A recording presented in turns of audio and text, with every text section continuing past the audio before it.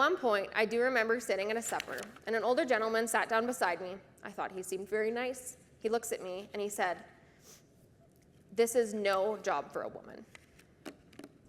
So, after comments like these for the last few years, I just got used to it. So I brushed it off, I'd smile, I'd laugh, I'd say, well, here I am.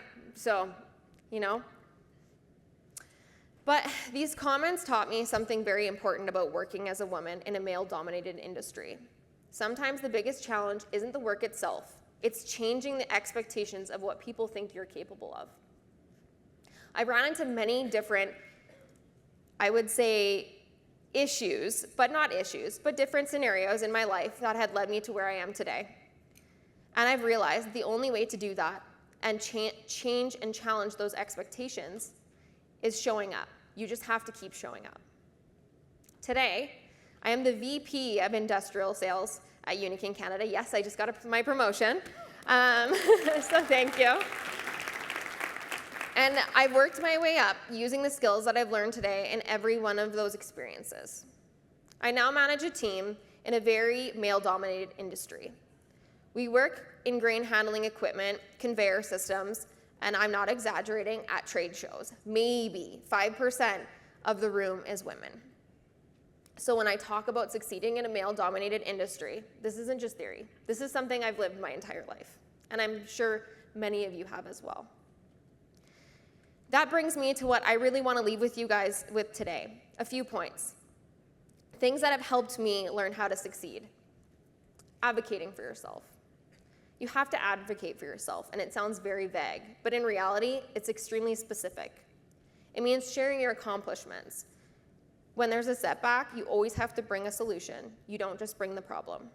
Because the truth is, no one's coming to save you. And in most workspaces, no one is going to constantly praise you unless you have a strong leader who actively lifts people up. I try to personally become that leader for most people. And I hope if you're in a leadership role, you can do the same. But leaders can't see everything. And that's why I'm being very intentional about sharing my accomplishments with my boss even now. I don't want to wait to be noticed. I always make space for it. As a leader, I always start off my meetings with, what was your highlight of the week? Yes, we talk about the lows, we talk about the lessons learned, but I expect my team to come with an answer or at least a suggested approach when there's an issue. And that's how we all grow. There's a mindset shift here that matters. Don't think about it as bragging, think about it as sharing. When you share your success, people notice. And when you're open and confident about it, it's not bragging, that's leadership. Delivery matters. You have to make space for your highlights, and you have to set them clearly. You have to own them. I've been in situations where some colleagues early on in my career liked to focus on my negative. And I'm sure many of you have experienced that too. Whether it's intentional or not, it happens.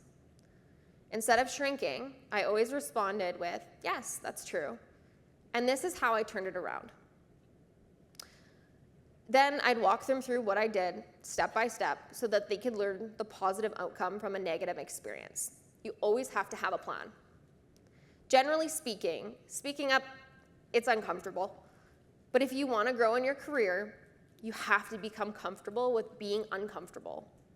It's easy to stay quiet. It's easier to let someone else take the credit for your work. But confidence is something that you show, not something that is wait to be given.